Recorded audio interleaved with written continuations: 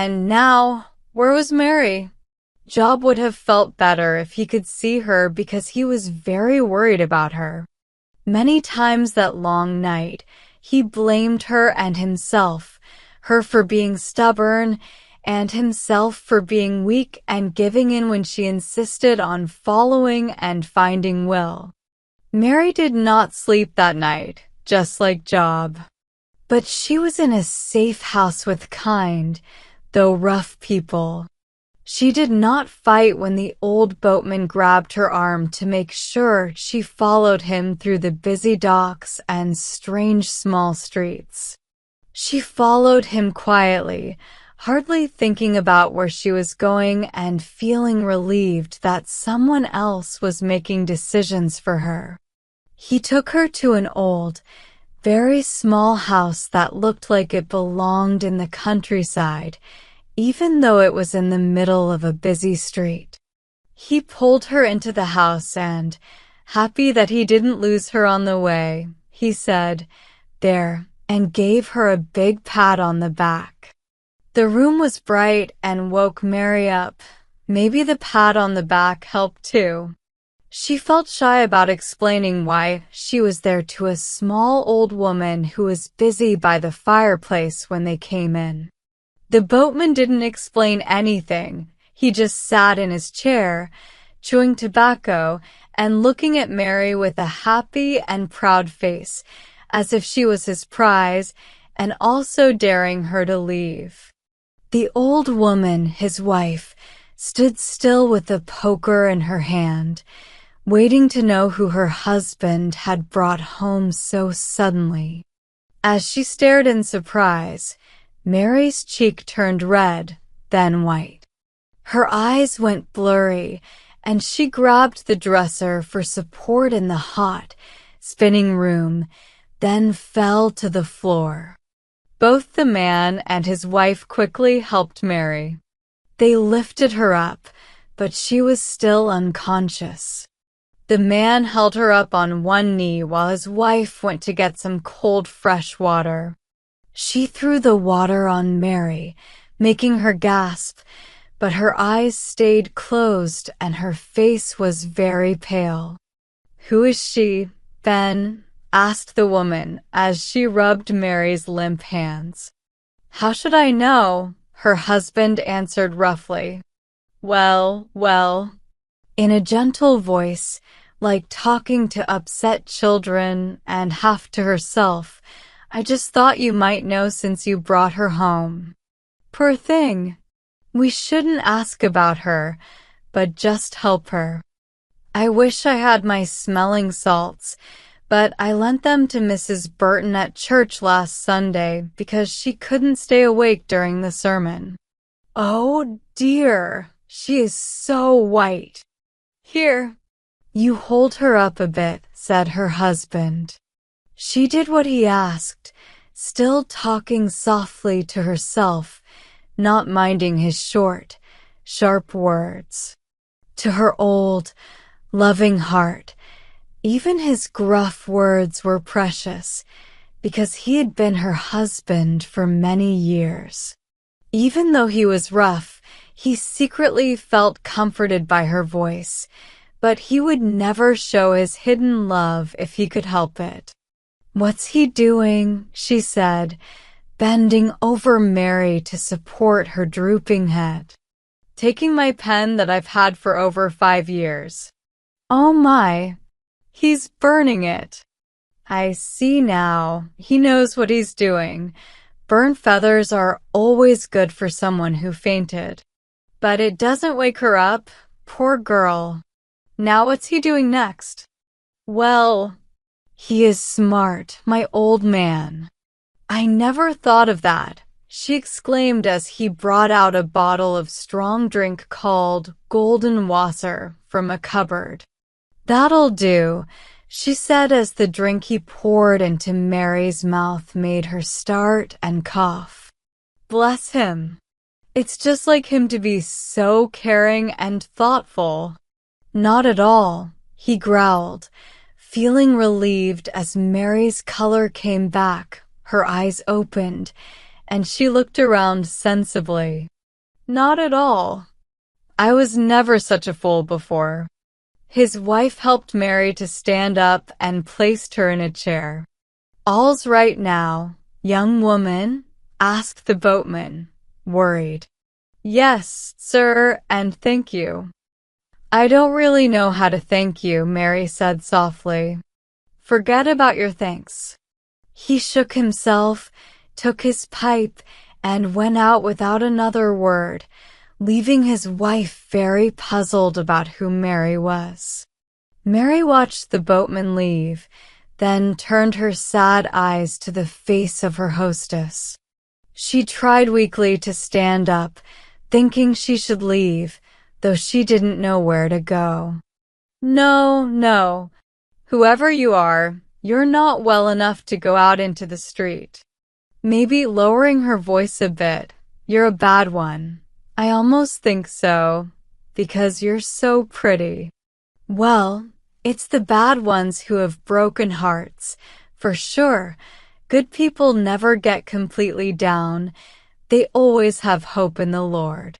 It's the sinful who bear the worst grief in their broken hearts. Poor souls. We should pity and help them the most. She won't leave the house tonight, no matter who she is. Even if she's the worst woman in Liverpool, she won't leave. I wish I knew where the old man found her. Mary listened weakly to this talk and tried to explain in broken sentences. I'm not a bad one, Mrs. Really. Your husband took me out to sea after a ship that had sailed.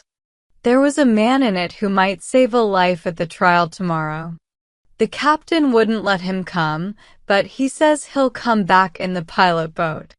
She started crying as she thought about her fading hopes, and the old woman tried to comfort her, starting with her usual. Well, he'll come back, I'm sure.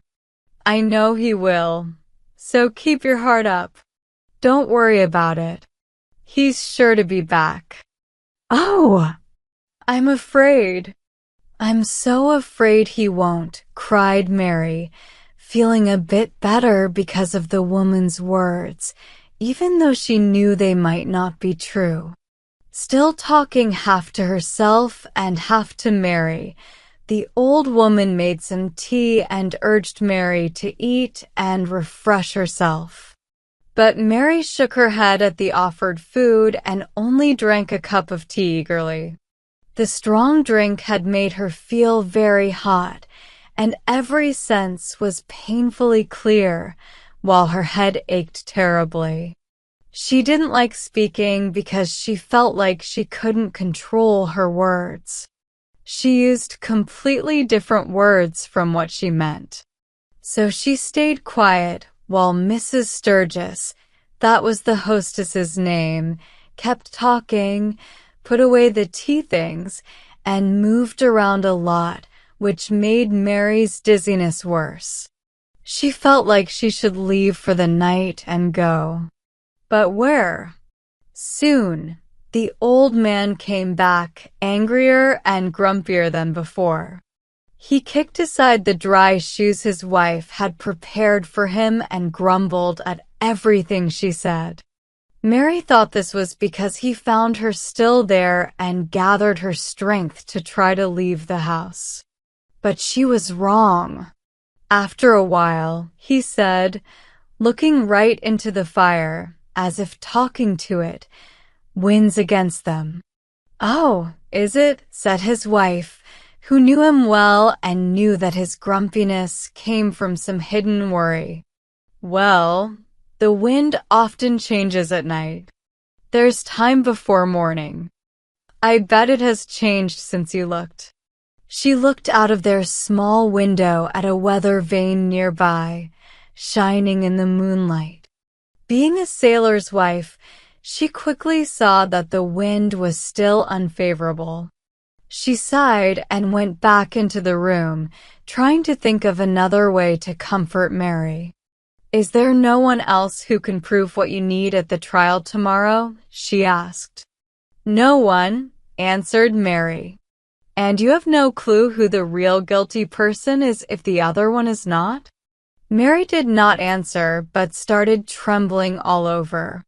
Mr. Sturgis saw this. Don't bother her with your questions, he said to his wife.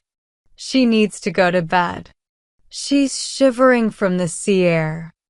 I'll check the wind and the weather vane again. The tide will help when it changes. Mary went upstairs, thanking and blessing those who took in the stranger. Mrs. Sturgis led her into a little room that smelled of the sea and foreign places. There was a small bed for one son who was going to China, and a hammock above it for another son who was now in the Baltic Sea. The sheets looked like they were made from sailcloth, but were fresh and clean. On the wall were two rough drawings of ships with names written underneath. The mother looked at them and her eyes filled with tears, but she wiped them away with the back of her hand. In a cheerful tone, she assured Mary the bed was well aired. I cannot sleep, thank you. I will sit here, if you please, said Mary, sinking down on the window seat. Come now, said Mrs. Sturgis. My husband told me to see you to bed, and I must. What's the use of watching? A watched pot never boils, and I see you are watching that weather vane. I try never to look at it, or I could do nothing else. My heart often feels sick when the wind rises, but I turn away and work and try not to think about the wind. Let me stay up a little, pleaded Mary, as her hostess seemed determined to get her to bed. Her looks won her plea. Well, I suppose I must. I will hear about it downstairs, I know. He'll be worried until you are in bed, I know, so you must be quiet if you are set on staying up. Quietly and silently, Mary watched the unchanging weather vane through the night. She sat on the little window seat, holding back the curtain that shaded the room from the bright moonlight outside. Her head rested against the corner of the window frame, her eyes burning and stiff from staring. The rosy morning light came up on the horizon, casting a red glow into the room. It was the morning of the trial day.